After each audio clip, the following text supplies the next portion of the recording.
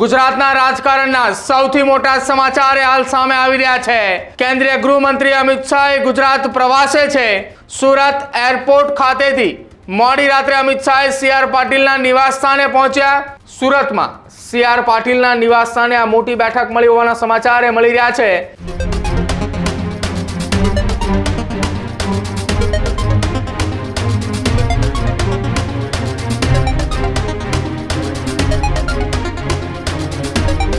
નમસ્કાર, આપ જોઈ રહ્યા છો ન્યૂઝરૂમ ને આપની સાથે હું છું પ્રદીપ। મહત્વપૂર્ણ સમાચાર સુરતથી સામે આવી રહ્યા છે કે જ્યાં કેન્દ્રીય ગૃહ અને સહકારિતા મંત્રી ગત મોડી રાત્રે સુરત એરપોર્ટ પર પહોંચતાની સાથે જ ગુજરાત પ્રદેશ ભાજપના અધ્યક્ષ અને કેન્દ્રીય મંત્રી સી.આર. પાટીલના નિવાસ સ્થાને તેઓ પહોંચ્યા હતા અને ત્યાં રાત્રિ દરમિયાન તેમણે ભોજન લીધું અને મહત્વપૂર્ણ બેઠક કરી।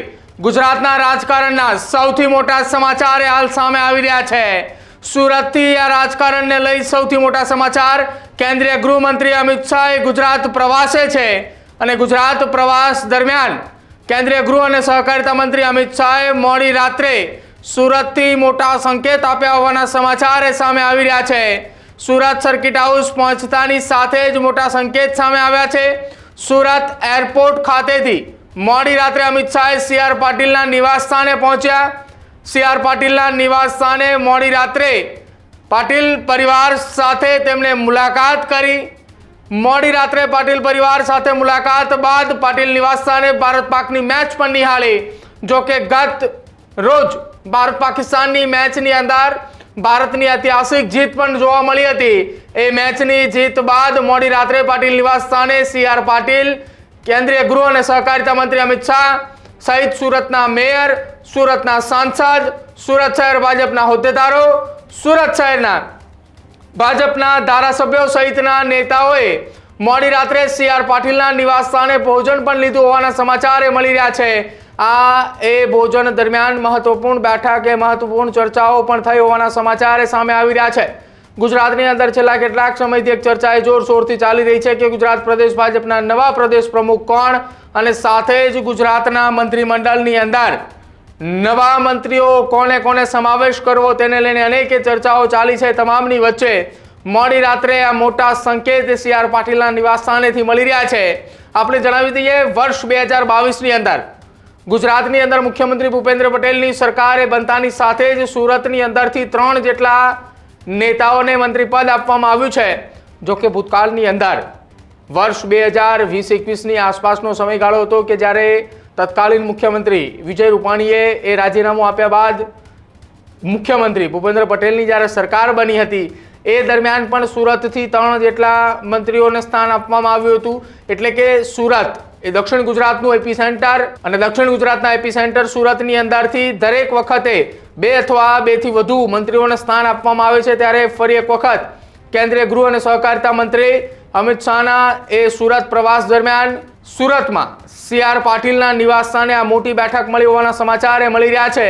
સુરતની એ બેઠકમાં સુરતના સાંસદ ઉપસ્થિત હતા, સુરતના એ ભાજપના હોદ્દેદારો, સુરત શહેરના ભાજપના મેયર પણ ત્યાં ઉપસ્થિત હોવાના સમાચાર મળી રહ્યા છે। જો કે આ તમામની વચ્ચે સી.આર. પાટીલના નિવાસ સ્થાને જ્યારે ભારત પાકિસ્તાનની મેચ એ ગત મોડી રાત્રે ગત સાંજે એ ભારત પાકની મેચ હતી જેમાં ભારતે પાકિસ્તાન સામે ઐતિહાસિક જીત પણ મેળવી છે અને એ જીત બાદ મોડી રાત્રે સી.આર. પાટીલના નિવાસ સ્થાને અમિત શાહે ભોજન પણ લીધું છે। જ્યારે ભોજન લીધું હતું એ દરમિયાન આ બેઠક એ સંભવિત થઈ હોવાને સમાચાર મળી રહ્યા છે। સૂત્રો તરફથી જે માહિતી મળી રહી છે એ બેઠકની અંદર અનેક એવી ચર્ચાઓ પણ થઈ હોવાના સમાચાર।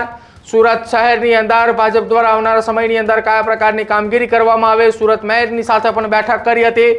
એ બેઠકની અંદર સુરત એ છેલ્લા કેટલાક સમયથી અનેક એવા રેકોર્ડો સુરતના નામ થઈ રહ્યા છે।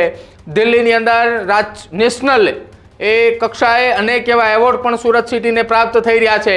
સન સિટી કહેવાતું સુરત કે જેના નામે અનેક એવા રેકોર્ડ પ્રાપ્ત થઈ રહ્યા છે, તેવામાં સુરતના મેયર સાથે પણ ચર્ચાએ વિચારણા કરી હોવાની વાત સામે આવી છે। આ તમામની વચ્ચે ગુજરાતની રાજનીતિના મોટા સંકેત હાલ સામે આવી રહ્યા છે। આપણે એ પણ જણાવી દઈએ, કેન્દ્રીય ગૃહ અને સહકારિતા મંત્રી અમિત શાહ 2 દિવસીય ગુજરાત મુલાકાતે છે, જેમાં ગત મોડી રાત્રે તેઓ સુરત પહોંચ્યા હતા, સી.આર. પાટીલના નિવાસ સ્થાને હતા। આજે સુરતના એ 2 જગ્યાઓ પર ધાર્મિક કાર્યક્રમો છે, ત્યાં તેઓ હાજરી આપશે। એ ધાર્મિક કાર્યક્રમોમાં હાજરી આપ્યા બાદ તેઓ સીધા ત્યાંથી રાજકોટ જશે। રાજકોટ ખાતે 7 જેટલી સહકારી સંસ્થાઓની એક સાથે સાધારણ સભા એ રાજકોટના રેસક્રોસ ગ્રાઉન્ડની અંદર આયોજિત કરવામાં આવ્યું છે। આ જયેશ રાદડિયાનું શક્તિ પ્રદર્શન કહી શકાય તે પ્રકારની તૈયારીઓ એ લગભગ એ માનવામાં આવી રહી છે। રાજનીતિક વિશેષજ્ઞો અને રાજકીય પંડિતો કહી રહ્યા છે કે આજથી 20 વર્ષ પહેલા રાજકોટના રેસક્રોસ ગ્રાઉન્ડની અંદર સ્વર્ગસ્થ વિઠ્ઠલભાઈ રાદડિયાએ આ પ્રકારનું એક શક્તિ પ્રદર્શન કર્યું હતું અને એ જ શક્તિ પ્રદર્શન ફરી એકવાર જયેશ રાદડિયા કરવા જઈ રહ્યા છે।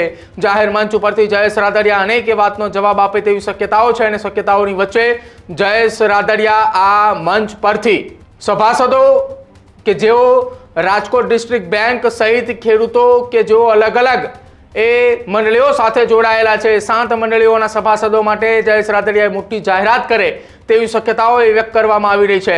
અને ત્યારબાદ મોડી રાત્રે અમિત શાહ એ આજથી નવરાત્રિના પર્વની જે શરૂઆત થઈ રહી છે એ શરૂઆતના પ્રથમ નોરતાના દિવસે અમિત શાહે અમદાવાદ શહેરની અલગ અલગ 3 જગ્યાએ શેરી નવરાત્રિની અંદર તેઓ ઉપસ્થિત રહેવાના છે। આ ખૂબ જ મોટા સમાચાર કહી શકાય। કેન્દ્રીય ગૃહ અને સહકારિતા મંત્રી અમિત શાહની એ ગુજરાત મુલાકાત સુરત બાદ રાજકોટની અંદર પણ તેઓ પદાધિકારીઓ સાથે બેઠક કરે તેવી શક્યતાઓ છે, કેમ કે બપોરના સમયગાળા દરમિયાન રાજકોટના રેસક્રોસ ગ્રાઉન્ડની અંદર આ એ સભાનું આયોજન કરવામાં આવ્યું છે અને રાત્રિના સમય દરમિયાન અમદાવાદની અંદર એ નવરાત્રિના એ કાર્યક્રમોની અંદર હાજરી આપશે। ત્યારબાદ વચ્ચેનો જે સમયગાળો છે, છેલ્લા કેટલાક સમયથી રાજકોટ ભાજપની અંદર વિવાદ અને વિખવાદ ચાલી રહ્યા છે। આ વિવાદ અને વિખવાદની વચ્ચે કેન્દ્રીય ગૃહ અને સહકારિતા મંત્રી અમિત શાહ રાજકોટની મુલાકાતે છે। રાજકોટમાં પણ ભાજપના નેતાઓ, કાર્યકર્તાઓ અને એ ચૂંટાયેલા પ્રતિનિધિઓ સાથે મોટી બેઠક મળે તેવી શક્યતાઓ વ્યક્ત કરવામાં આવી રહી છે। હવે જોવાનું રહેશે કે બેઠક એ રાજકોટ શહેરના એક કમલમ ખાતે એ આયોજિત થાય છે કે પછી કોઈ અજ્ઞાત સ્થળ ઉપર એ બેઠક મળે તેના સંકેત, કે પછી હીરાસર એરપોર્ટ ખાતે બેઠક મળે તેવી પણ શક્યતાઓ વ્યક્ત કરવામાં આવી રહી છે। ત્યારે જોવાનું રહેશે કે હવે કેન્દ્રીય ગૃહ અને સહકારિતા મંત્રી અમિત શાહે ગુજરાતની મુલાકાતે સુરતથી મોટા સંકેતો આપ્યા। અનેક એવી વિવિધ ચર્ચાઓ સુરતની અંદર ગત મોડી રાત્રે CR પાટીલના નિવાસસ્થાને થઈ હોવાની શક્યતાઓ સામે આવી રહી છે। આ તમામની વચ્ચે રાજકોટની અંદર કયા પ્રકારની ચર્ચાઓ થાય છે તેના ઉપર સૌ કોઈની નજર રહેશે।